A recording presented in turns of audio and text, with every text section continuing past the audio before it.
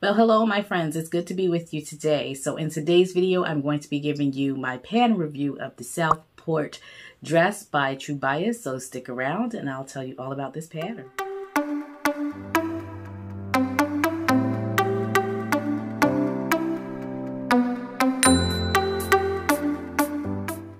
Well, hello everyone. First and foremost, I want to say thank you for tuning in. To all the new subscribers, welcome.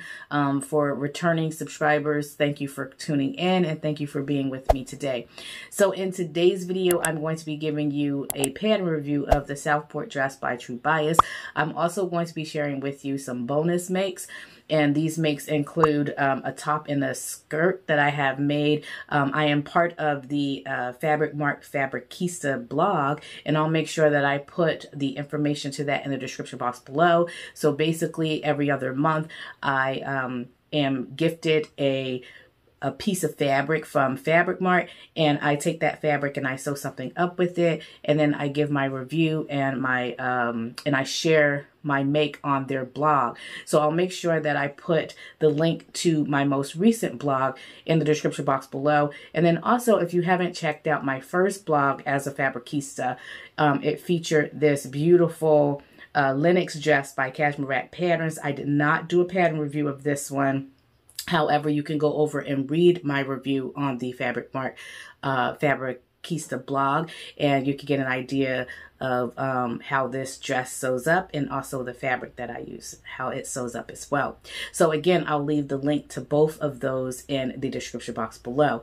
All right, so the bonus makes that I have made, I had some fabric left over, and I made my tried and true pattern, which is the McCall's, I believe it's M7351 for a tried and true. I should remember the number, but it's a beautiful pleated skirt, and I absolutely love this dress. So I'll tell you more about the bonus makes and all of that after I give you the review of the Southport dress. Okay, so the Southport dress by True Bias.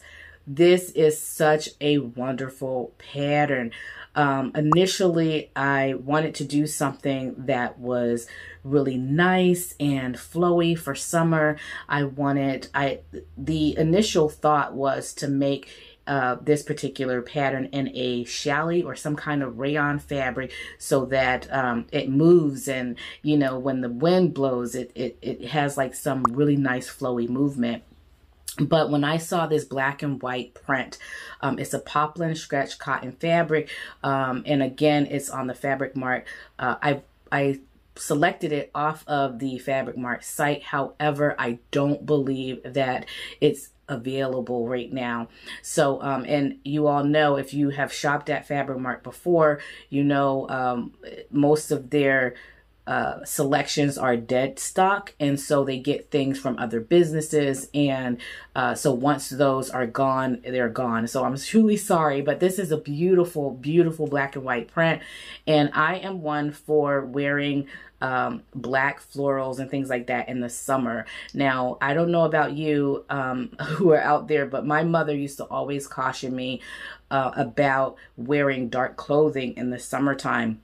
But I have found some ways in which I can actually still wear dark clothing without actually feeling like heat exhaustion and things like that for wearing those types of garments or those types of colors during the summer. So this particular fabric, though, is so beautiful. It's a medium weight stretch poplin cotton, like I said, and it doesn't feel so hot and heavy when I'm wearing it. So I had the opportunity to wear it on Sunday, and it was pretty sunny, but it was also we had a breeze as well. So, but it still was really a really nice piece to wear, even though we are approaching, you know, the summer. And I love the fact that it's balanced, like the colors in this piece, they're balanced. So you have just as much white as you do black. And so that's another trick. Like if you want to wear black in the summer, it's really easy to select something that has like another color scheme in it. So that way you don't get so hot. but I really love this daisy print dress. I cannot stress that enough. So let's talk about the pattern. So the pattern has two different variations. You have a short T-length type skirt, and then you also have a long maxi skirt. I chose the maxi dress, and I selected a size 10, and a size 10 for the finished measurements are a 40.5 inches for the bust, and it is a, hold on, let me get my measurement. Okay, so I'm back. So it's a 40.5 inches for the bust, a 45 inches for the hips, and then for your length, for the entire length from the nape of the neck down to the ankles, it's about 58 inches. I'm not that tall, so I had to shorten my skirt by 6 inches, and this is a really, you know, average, you know, normal adjustment that I always have to make. So for those of you who are 4'11" or shorter or around 5 foot, just know that you will have to shorten the pattern, because the pattern was designed for someone that is 5'5", 5'6". So just keep that in mind. The pattern also features, it's sleeveless. However, you'll notice in my pictures, I actually have sleeves on mine, and I'll tell you a little bit more about how I self-drafted my sleeves in a moment. I just want to go ahead and tell you all the features of the pattern. Because the pattern is sleeveless, you will be using bias binding. However, the pattern, inside the pattern, you do not have instructions on how to do bias binding, and you do not have a guide to create bias binding. So just keep that in mind for you beginners or advanced beginners. The pattern is designed for advanced beginners, so it is rated as a 2.5, and that's right around the advanced beginners. So those of you who are advanced beginners, this will be a really great pattern for you.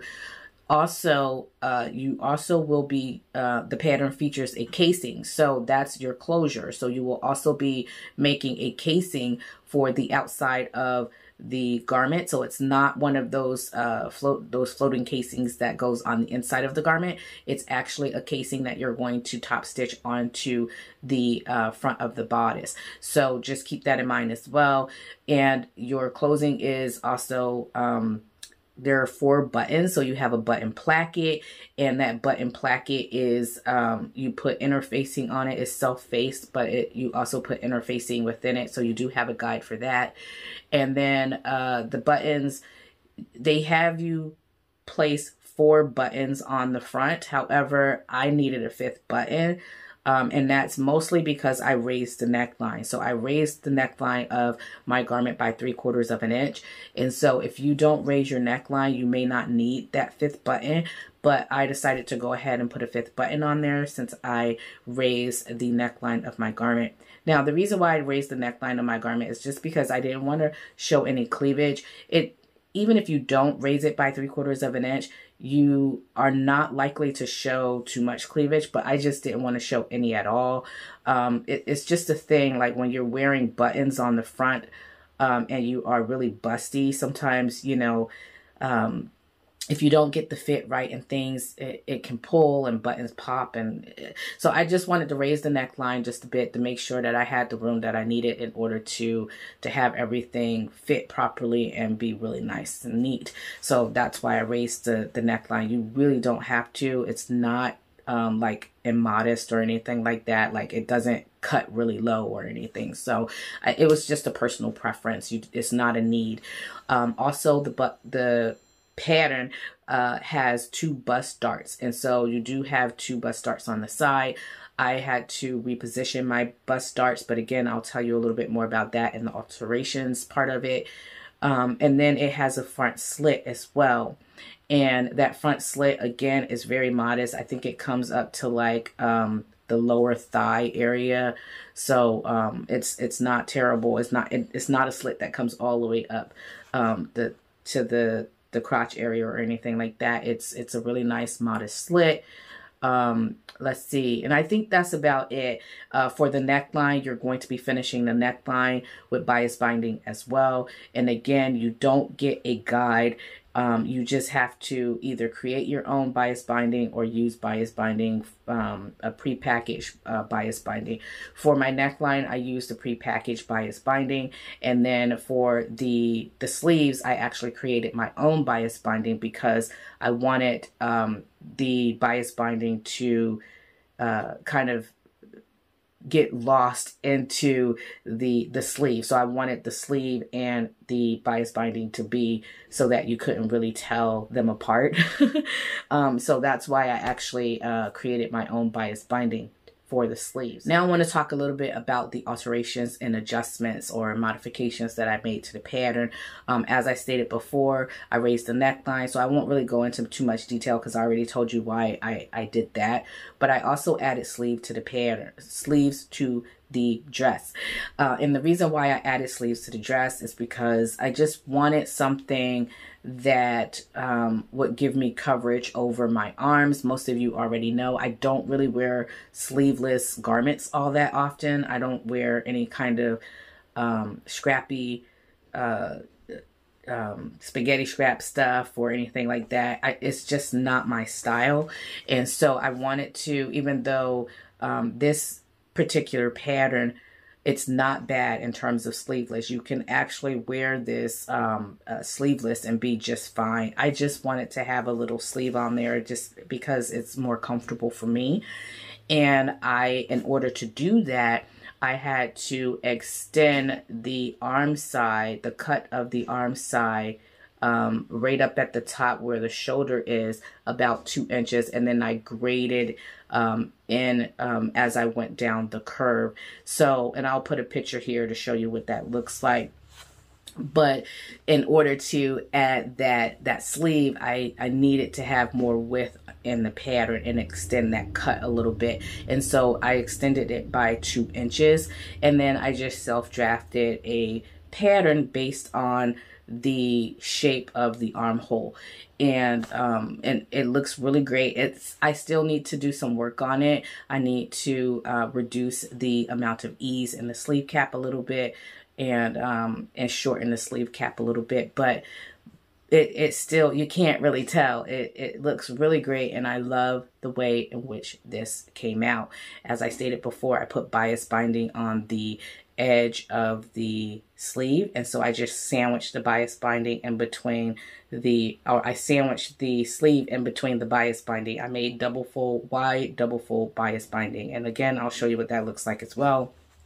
And I really love the way that this came out. I just top stitched the bias binding in place, and it just looks wonderful. I absolutely love it. In terms of the front of the skirt, I did not include the slit portion of the skirt. Again, I cut this on fold. Now this, in the future, when I make this, I will make the slit version. The only reason why I did not do the slit in the front of the dress is because these it's really tricky when you have big floral prints, and sometimes you just don't know if a pattern's going to turn out well if you have a center seam or something like that. And so because they are really big floral designs, I did not want to break that up, and I didn't want to have like this awkward floral detail that looks like it's shifted or distorted. And so I decided to just go ahead and cut that particular piece on the fold. Now my sides, of course, I still have my side seams, but nobody's going to be really looking at the sides all that often. Most people, when they're looking at your dress, especially in pictures, it's just straight on. And I didn't want to have any distortment or anything like that in the front. On the side of the dress, after I sewed everything together, I looked at the side of the dress and realized that it really wasn't a big deal, but I didn't want to take the chance to do that and kind of find out the hard way. So I just cut it on the fold. But again, like I said, in the future, if I'm working with a really like a small print, or if I'm working with a solid piece of fabric, then I would definitely do the slit version of it, because I think it's really cute. Now the drawstring, so as I stated before, the pattern features a casing that you are sewing. So the casing actually gets sewn to the skirt first with right sides together, and then you sew the bodice to the same piece of the skirt that you sew the casing to. And then you're going to have like a little overlap, and then you overlap that casing on top of the bodice, and then you stitch that in place. I hope that makes sense, but that's how the casing is stitched onto the garment. And then you go ahead and you feed your drawstring through that casing. So again, the casing is on the outside of the garment, so it is visible and you will be able to see it. So, and that is also another part of your closure. So although you have the buttons going down the center front, that's really great and being able to get in and out of the bodice. However, in order to cinch in the waist, you have that drawstring because it is a little bit of an oversized dress. So it's not drastically oversized. I would say it's about maybe 5 to 6 inches added to your, it has about 5 or 6 inches more added to your waistline. So just keep that in mind, that that's how much you're probably going to be gathering in with that drawstring, about 5 to 6 inches of ease there. So I found the pattern to be very easy and straightforward. I really like the way in which it's sewed up. I can't wait to actually sew the pattern without all the modifications and things like that that I have done to it, so that I can actually get a better understanding of how the armhole and all that works without the sleeves. So I can't really tell you if there will be any gaping or things like that in the armhole area, because I had made changes to my armhole and I did not sew the armhole straight out of the envelope the way in which it's supposed to be sewn. So I can't tell you about that part, but everything else sewed up really well. Oh, I also had to reposition the dart. So I had to do a dart manipulation, and I had to move the dart,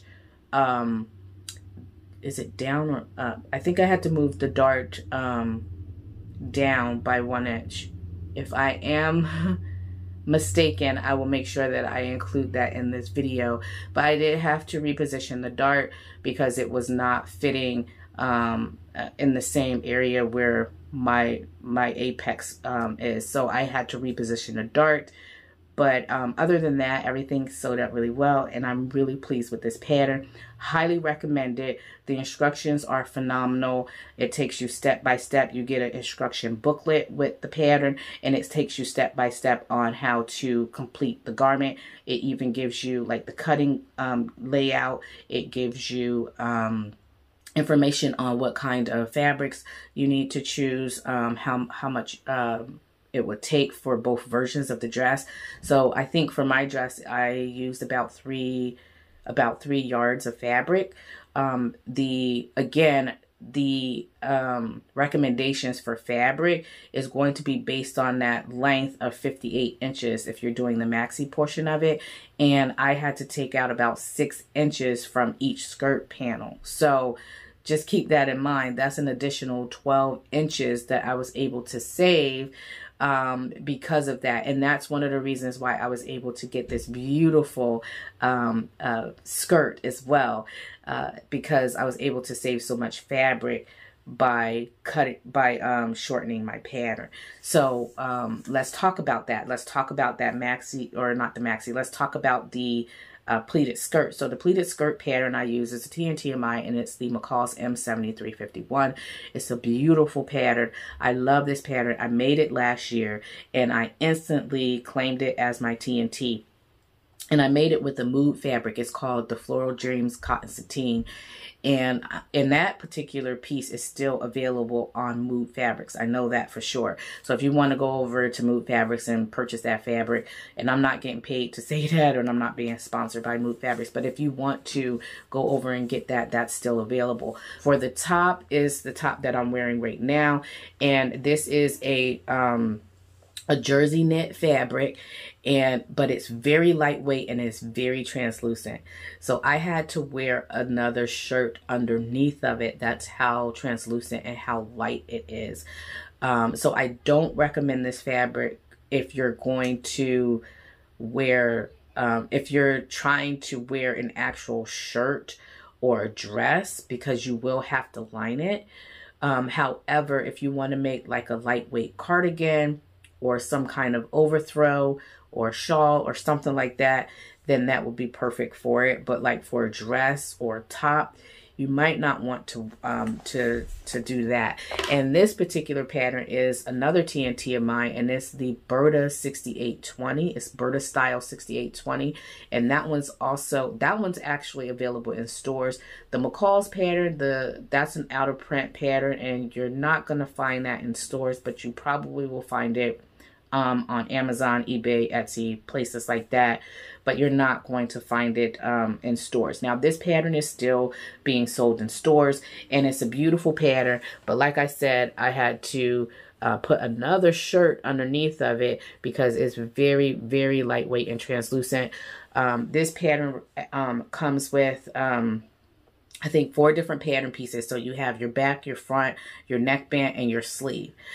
I actually lost the neckband piece out of this, and so I had to turn the raw edge inward by a 1/2 inch, and then I just stitched it in place.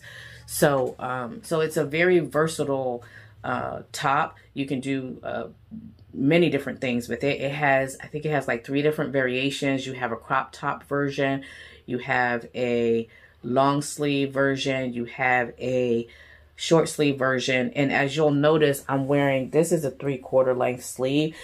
All I did was cut the sleeve, I cut the sleeve at the short and lengthened line to get a 3/4 sleeve. That's all I did.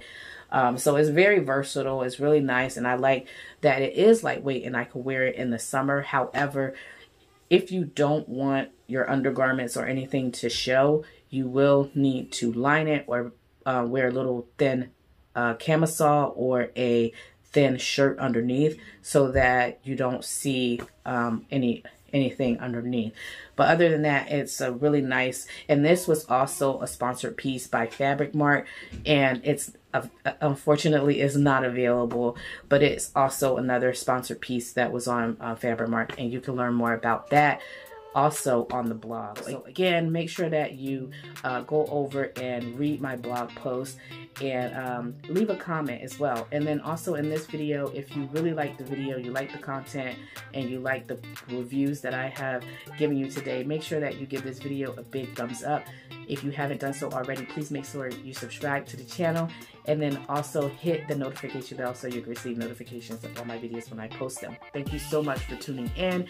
If you have any questions or comments, make sure you leave them in the comment section below. And until next time, everyone, have a blessed week and stay creative. Bye.